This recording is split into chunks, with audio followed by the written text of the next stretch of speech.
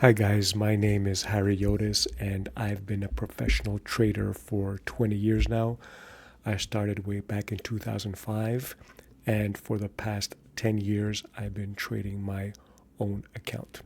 Okay, so today I thought I'd make a video talking about what happened in 2025, a little bit of a review, plus what I think we're in store for 2026. Okay, so let's get started here. This is a picture of the S&P 500, okay?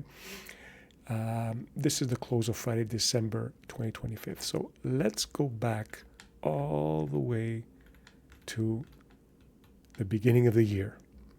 I marked it with this red arrow. This is January 2025. Okay, as you can see, going into January, I was fairly bullish. Okay, I thought we would continue to go higher because it's actually a continuation of what I thought would happen in 2024 all the way back here. If you can see here, let's blow it up a bit. The end of 2023 is the key to 2024 and 2025, what I thought would happen, okay? And right here, in December of 2023, this big arrow, the Fed decided to pivot. The Fed went from rate hiking cycle to a rate cutting cycle. And I thought Powell was going to be very hawkish here because everybody was thinking that inflation is super hot, so he would keep rates higher for longer. But instead, he completely switched, went super dovish, and that's why for all of 2024, I was super bullish. Okay, this is where for the market stocks and for my number one trade, which you all know is gold and precious metals, I was very, very bullish. Okay, and that's why usually when the Fed pivots, it doesn't last 1 year. It can go on for 2, 3, 4 years. You can have like a kind of bull market. So I saw the strength in 2024. So let's go back to 2025 here. I thought the strength would continue, okay? But then obviously we didn't get that. Well, I mean, we did get it for the beginning up until April, right? February, excuse me. And then we had some kind of sell-off. And then, of course, this is right here around February. We had that, what would you call it? The Trump tariff fear, right? So this is the key. Like right here, we got a little bit of a scare.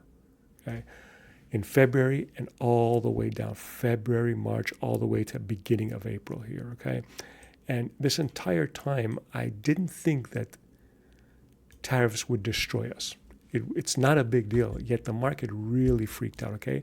I started recommending going a bit long here and then really getting long around the after this capitulation event. Because as you can see this here, this arrow right there, let's mark it again.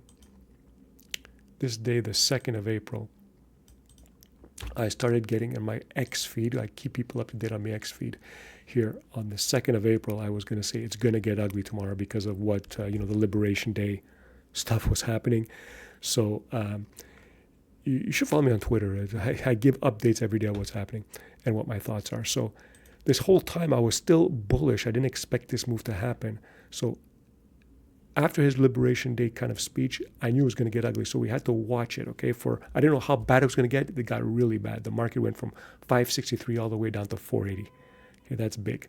Okay, but as you can see, as we're going lower here, and we touched this level right here, which was the previous market high of 480, I was like super long. I got even longer, okay? Now this, you guys, you say you want to be traders, okay? This was a very scary time, okay? The drawdown in my account was about 25% from highs, okay? So you lose a quarter of your account, what, in 2 months? Very, very fast, very, very harrowing, okay? But I was going long, okay? And as you can see, as we're going from April 3rd, 4th, I was saying that, okay, we should be going long. We don't know where the bottom is. I was also positive on miners, of course. But I was basically saying you don't know where the bottom is, okay? And you would have here sentiment, like on April 3rd, which was the day after the April 2nd, right here, okay? So sentiment for a long time was negative, okay?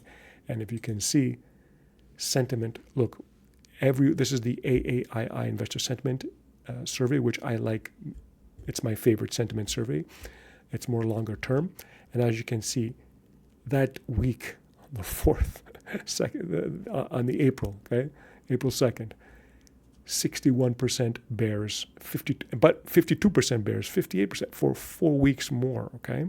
So note this pattern here. We had like extreme bearishness for weeks, and look at the bulls in the low 20s, 19. I think this is a record low. Okay, so people were, I mean, this bearish high on the 2nd was the 1-year bearish high. I think one of the highest bearish readings ever. So everybody here was uber bearish, okay, because of Trump's tariffs. And again, tariffs are not going to be that bad, but maybe they thought there was going to be a trade war. Maybe it would have escalated, who knows. But to me, it wasn't that bad. But it was a very, very harrowing time. And yet I was getting long here, and then I got even more long on these lows, as you can, as you will see from the feed going forward. But just make a mental note. I'm going to say it again. Make a mental note of this picture and what this actually means, okay, in terms of investor sentiment and the fundamentals of this market, because I will use this as a paradigm of what I think will happen in 2026, okay? So as this was going on, we were turning bullish, uber bullish. We couldn't see straight. And I'll even say it again. Even the CNN fear and greed index was at 10 here, and I was expecting it to go even lower. Yep, it went down to 6, and I think the CNN fear and greed index at one point printed a 3. So we were at extreme fear. And by the way, this was all more fearful in the market at these lows. Okay, so let's get rid of this. We don't need this one right here. This is when I started tweeting that it's going to get ugly, but here you should be buying. At these lows, we were so fearful, even more than the COVID lows, when literally the entire economy was shut down. Here, the economy was still growing, and they were just as fearful. Not just, the fear is not just felt, they were actually acting on it. They were selling, dumping everything as if it was the pandemic 2.0.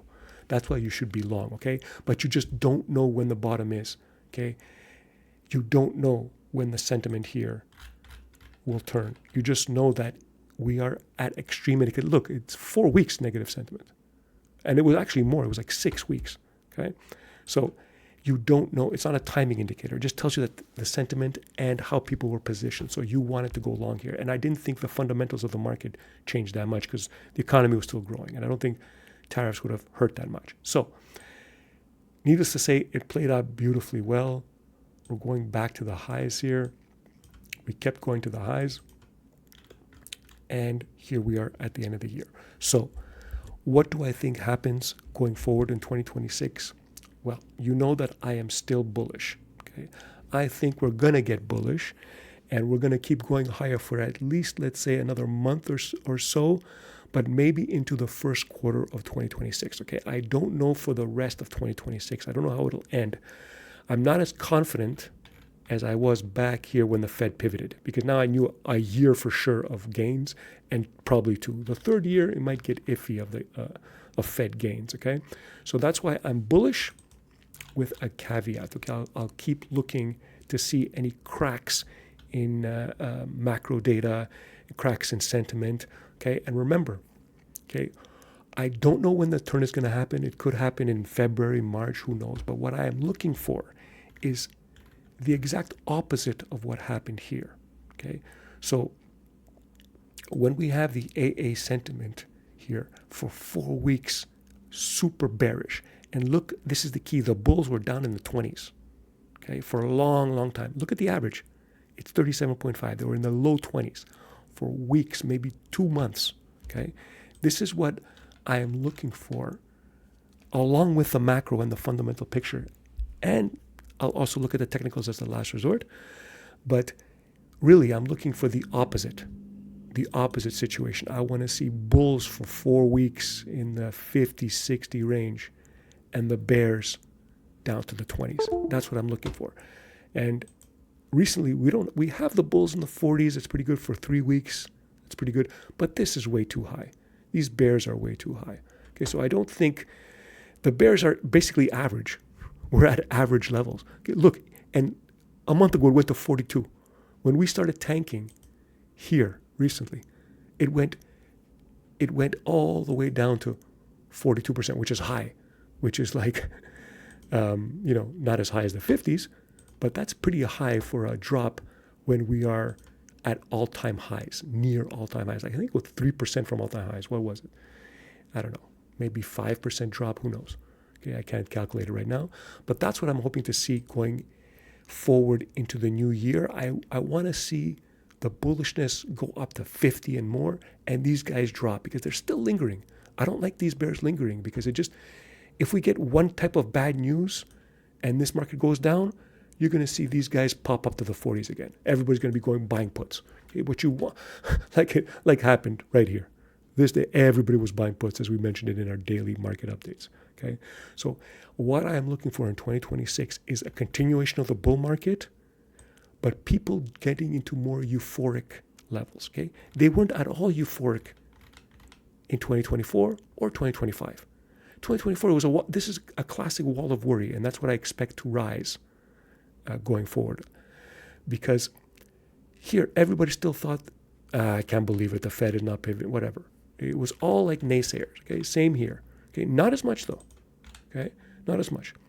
So again, for 2026, my forecast is bullish until I see more optimism, because for 1 year or 2 years after a Fed pivot, we're going to get gains. The third year, it's always iffy, okay? So staying long, and by the way, this big orange ball here, this was my target for the end of the year between 700 and 720.